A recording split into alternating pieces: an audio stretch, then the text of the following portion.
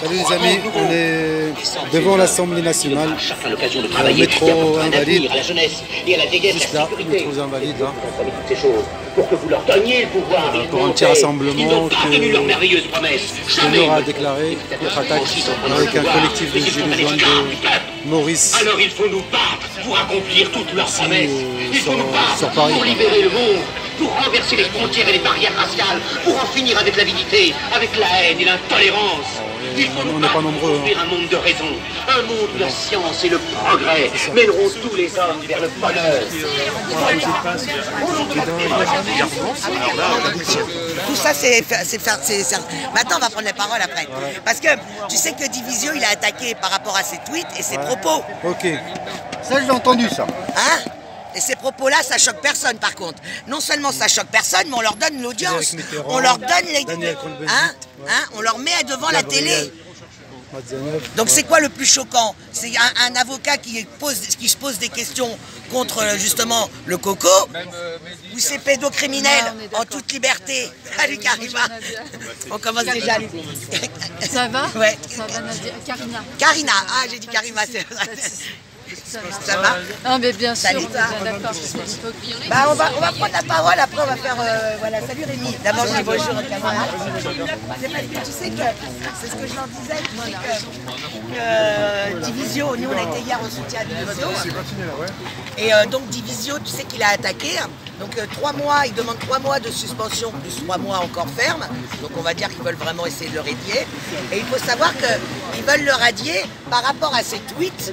Il a tweeté contre Emmanuel Macron, microbe premier le véreux, et par rapport à ses prises de position sur une certaine émission, d'accord, avec des propos soi-disant injurieux. Et c'est ça que ça leur a déplu, d'accord. Et ben moi aujourd'hui, je viens et on va prendre la parole et je vais bien le... Prends le micro Nadia, prends le micro. Que les gens comprennent bien. Alors ça déjà voilà, ça c'est voilà ce qu'on nous vend, hein. On nous vend cette diversité-là, d'accord? Et voilà ce qu'on supprime hein, dans la réalité. Cette diversité-là, par contre, il faut la supprimer. Hein. Mais pire, donc, moi j'ai envie de leur dire à ces raclures et à ces journalopes, c'est injurieux de dire oui, Macron c'est une merde. Par contre, à Frédéric Mitterrand qui te dit au-dessus de 14 ans c'est dégueulasse, ça pose pas de problème, elle est bien pensant. Daniel Cohn-Bendit, qui passe sans arrêt à montrer sa gueule sur CNews. Ça pose pas de problème quand tu entends, quand il te dit... Quand une petite fille de 5 ans commence à vous déshabiller, c'est fantastique. Ça, c'est du foncier soutenu. Ça pose pas de problème. Division pose problème. Liberté d'expression. Pire, les petits garçons de 11 ou 12 ans, quand je les mets ici, dans mon lit, c'est un piment rare. Mais c'est une ordure, lui. Par contre, il n'est pas rare, cette ordure. Les 3-80% qui nous gouvernent, on les bien les mains là-dedans, d'accord? Et le dernier, alors là, Michel Pollack, c'est la meilleure de toutes, c'est la perle. Avec ce gamin de 10-11 ans, j'ai collé mon ventre contre son cul et j'ai déchargé aussitôt dans un éblouissement terrible. Il a écrit ça. Hein? Ça, il l'a écrit. Il a déclaré. Donc, il l'écrit, il en parle, mais ça... Par contre, ça pose pas de problème. Que Divisio se permet de dire c'est un connard. Oh mon Dieu, le barreau l'attaque. Et t'as tous les médias putes là et les journalopes qui se régalent, d'accord, qui en font des choux gras. À quel moment? Donc il faudrait peut-être qu'on arrête un peu les enfumages. À la télé, hein. Il y en a ras-le-bol de ça là. Moi je n'en peux plus de tous ces pédocriminels qui ont pignon sur rue, qui se permettent d'avoir des propos comme ça et que ces putains de mongeons de citoyens acceptent. Merci.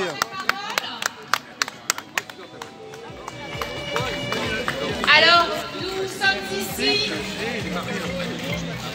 par la déclaration de l'association Contre-Attaque Défense des droits humains que je représente et également des Gilets jaunes à partisans.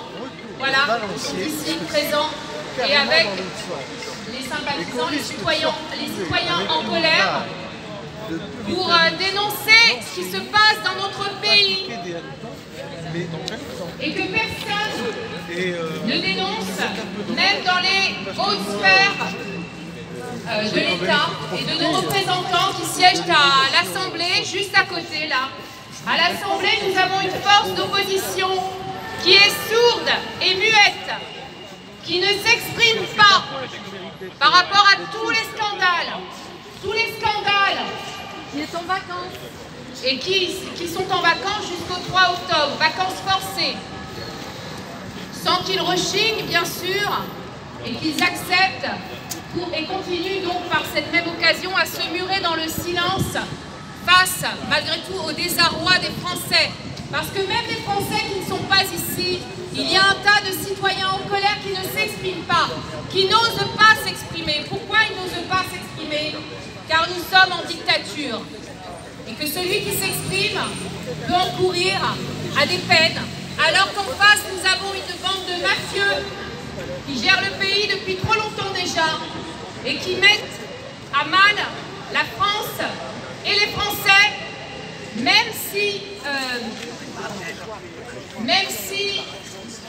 nous le voyons tous, il reste encore beaucoup d'inaction.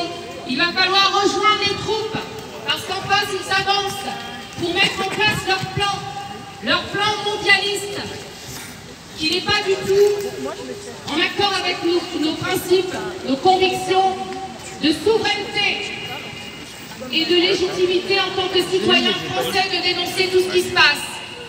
Vous les avez vus les affaires, vous les avez entendues, de McKinsey à Alstom, à quoi d'autre, aidez-moi, aux vaccins, à Pfizer, aux histoires aussi qu'il faut quand même citer, McKinsey, ben voilà, McKinsey, voilà.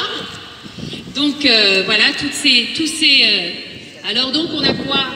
On a pour McKinsey dans l'affaire, on a Olivier Véran, on a Thierry Lambert, Bill Gates, on va passer petit, mais en tout cas tout un tas, toute une organisation autour de ces magouilles, autour de celui qui nous ment éperdument sans que quelqu'un s'affole devant tous ces mensonges et toutes ces affaires d'État.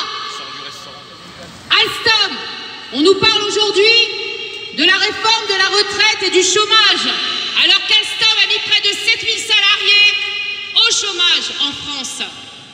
Quand on sait que la présidente de la région, Madame Valérie Pécresse, et dont l'époux est Jérôme Pécresse, était aussi pour les intérêts des bénéficiaires qu'on retrouve, ces bénéficiaires de la vente d'Alstom, nous les retrouvons dans le financement de la campagne d'Emmanuel Macron. Et tout ceci n'interpelle personne. Voilà. Donc il y a McKinsey, il y a les affaires de pédocriminalité aussi, avec par exemple M. Jacques Lang, qui se retrouve à la tête de l'Institut du monde arabe, malgré les grosses suspicions pour sa part d'affaires salaces. Oui, mais ça, nous on le sait. Voilà. Interdit au Maroc. Le monde arabe, que font les musulmans? C'est une honte. Moi je dirais simplement que font les musulmans, c'est une honte. On leur met un pédocriminel et ils ne bougent pas. C'est là qu'il faut se poser les questions, les vraies questions. Par contre, pour sortir, pour défendre un foulard, ils sont dehors. Moi je me pose vraiment la question aussi. Désolé si je vais blesser encore quelques-uns, mais aujourd'hui je ne suis pas là pour faire dans la dentelle, comme je dis. Vous allez voir, on va faire un peu de ménage. Oui, alors aussi, on va parler en tant que même porteuse de nos origines. Alors madame, elle parle de tolérance. Expliquez-moi comment les musulmans tolèrent un pédocriminel à leur tête de l'Institut arabe. D'accord? Bien, je suis d'accord avec vous. Je suis d'accord avec vous, madame. Quand même, il y a lui, heureusement, mais les intellectuels, ce sont quoi? Ce sont des pédophiles. On est bien d'accord. On est bien d'accord. Mais c'est pour ça qu'on se bat. Ouais. Donne-lui le micro. Non mais attendez, si on lui avait donné le... Non, je suis d'accord avec vous, mais je veux dire par là que si on lui avait donné à une autre institution, on en aurait parlé. Par exemple, on ne lui a pas donné l'institution juive ou chrétienne. Je pense que si on l'aurait mis dans une institution chrétienne, peut-être que les chrétiens auraient bougé leur cul. C'est dans ce sens-là que je parle. Moi, je m'interroge. Je n'accuse pas, je m'interroge. Je me demande que fait les musulmans avec un pédocriminel dans cette institution. Pourquoi ils ne l'ont pas viré? Ils ont demandé. Bah, on n'a pas entendu parler de ça et ils se mobilisent pas. Regardez, nous on se mobilise. Nous, regardez, on est peut-être peu, mais on se mobilise contre ça, vous voyez, et pourtant on est peu, hein. Bah alors, oui, mais dans ces cas-là, pourquoi vous vous mobilisez sur d'autres sujets qui sont pas, pour moi, rien à voir? Bah, par exemple, le port du voile, les trucs comme ça, pour le Birkuni, là, pour votre, tu vois, toute la tenue, là, pour la piscine, là, ça se mobilise. Tu vois, moi, c'est ce qui m'interpelle. Tu vois ce que je veux dire? Ouais. Mais il n'y a pas que ça. On va juste parler d'un fait. Mais non, mais tu vois ce que je veux dire? Moi, c'est ça qui m'interpelle, c'est que vous savez vous mobiliser sur certains sujets, mais je ne vois pas de grande mobilisation pour dégager cette pédocriminelle. Mais bon, c'est pas une généralité, attention, hein. Alors, on va vous parler d'une chose qui s'est passée pendant la campagne électorale. Alors, attendez. Vas-y. Il y a une chose importante qu'il faut rappeler. Écoute ce qu'on va te dire. Écoute ce qu'on va te dire, c'est important parce qu'on l'a vécu en direct. Il y a une chose qui s'est passée pendant la campagne électorale, il faut le rappeler. Nous nous trouvions aux abords de la mosquée de Paris entre la semaine, les jours qui ont précédé le deuxième tour de l'élection de M. Macron.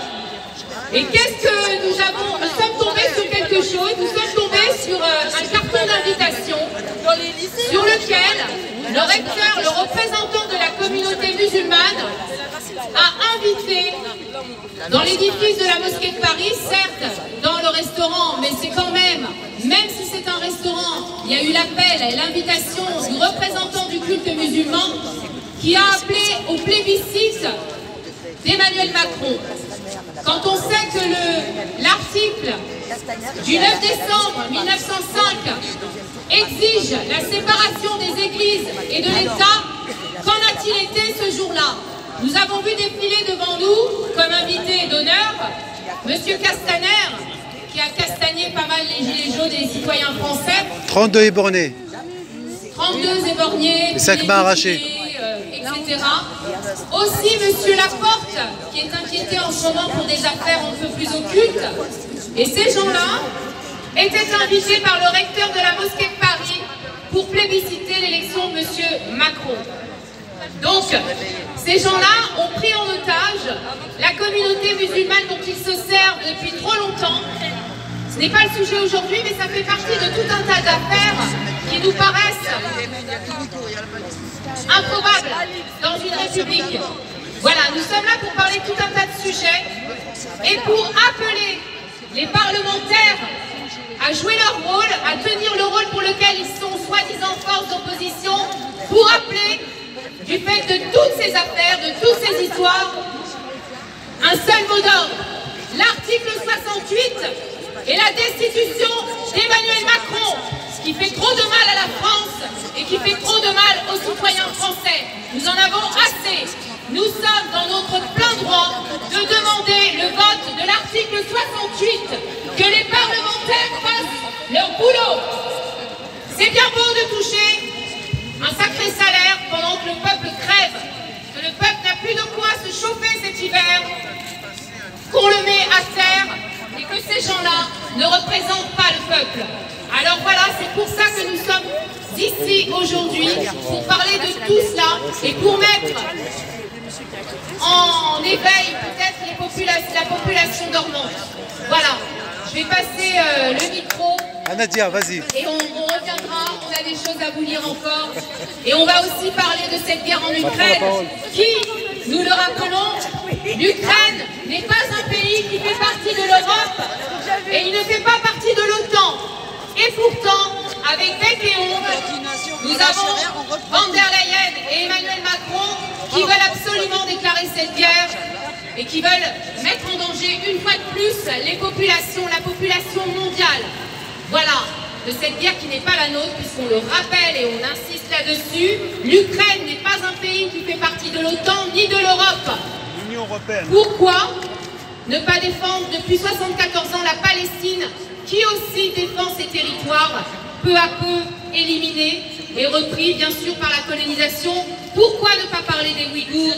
Pourquoi ne pas parler de l'Arménie en ce moment qui est si touchée? L'Arménie attaquée par l'Azerbaïdjan, d'accord?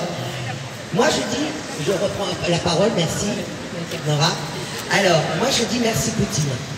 Mais attention, pas merci dans le sens, je suis pro-russe, hein. Eh, faut arrêter, hein. Il n'y a pas de missile. Hein. Le mec, il fait son beurre, hein. D'accord? Mais je dirais même que, mine de rien, le timing, il est génial. Après le coco, les restrictions de nos libertés, on a tous accepté de signer un putain de bout de papier pour sortir son cul pendant 1 heure. Là, aujourd'hui, on va accepter de ce qui va se passer parce qu'il y a la guerre en Ukraine et que Poutine a envahi l'Ukraine. Ah, mon Dieu! Donc, on accepte de payer des factures monstrueuses. On va accepter de ne plus avoir d'électricité. Faut pas oublier une chose, quand même. Je pense que les Français ont vraiment, la mémoire courte, c'est des vrais poissons rouges. On avait quand même un parc, d'accord, de centrales nucléaires. On en vendait, c'est nous qui l'en vendons. C'est nous qui vendons l'électricité à l'Europe. Et aujourd'hui, on n'en a plus. Mais c'est génial. Quelle avancée.